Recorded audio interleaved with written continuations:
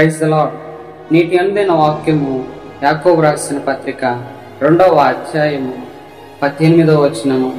ఒకడు నీకు విశ్వాసం ఉన్నది, నాకు క్రియలున్నవి, క్రియలు లేకుండా నీ విశ్వాసము నాకు కనపరచును, నేను నా క్రియల చేత నా విశ్వాసము నీ కనపడుతునని చెప్పును.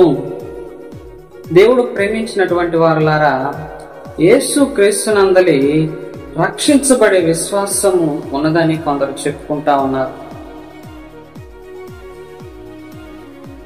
అందువలన ఉపయోగం ఏమీ లేదు. ఎందుకనంటే ఆయన పట్ల గాని ఆయన వాక్యము పట్ల గాని ఇటువంటి విధేయత భక్తిని చూపరు. సాతాను కూడా దేవునికి విధేయుడై ఏమాత్రము ఎటువంటి మంచి పనులు చేయడు కదా, కానీ వాడు చెప్తాడు దేవుడు ఒక్కడే అని.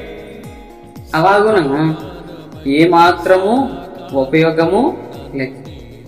కనుక ప్రభునందు ప్రియ దేవుని బిడ్డలారా, గమనించ, క్రియలు లేని విశ్వాసము మృతమని దేవుని వాక్యం సెలవిస్తూ ఉన్నది. క్రియలు కలిగిన విశ్వాసము కావాలి అని ఇక్కడ రచయిత మనతో స్పష్టంగా మాట్లాడుతూ ఉన్నాడు. అందుకని అబ్రహాము గురించి మనకు జ్ఞాపకం చేస్తాడు.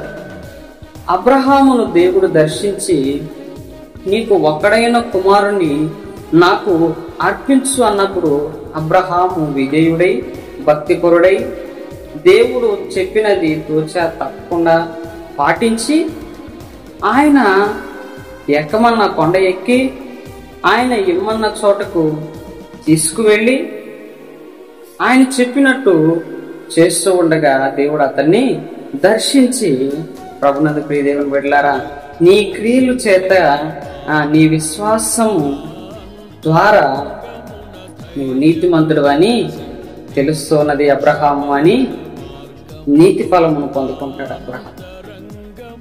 అలాగున ప్రభునందు ప్రియ దేవుని బిడ్డలారా, మనము కూడా విశ్వాసాన్ని చూపాలి. విధేయులే విశ్వాసమును కలిగి ఉంటారు.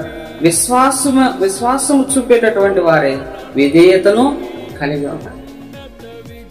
కనుక ప్రభునందు ప్రియ దేవుని బిడ్డలారా, నీవెలా ఉన్నావు ఒకసారి నిన్ను నువ్వు పరిశీలన చేసుకో.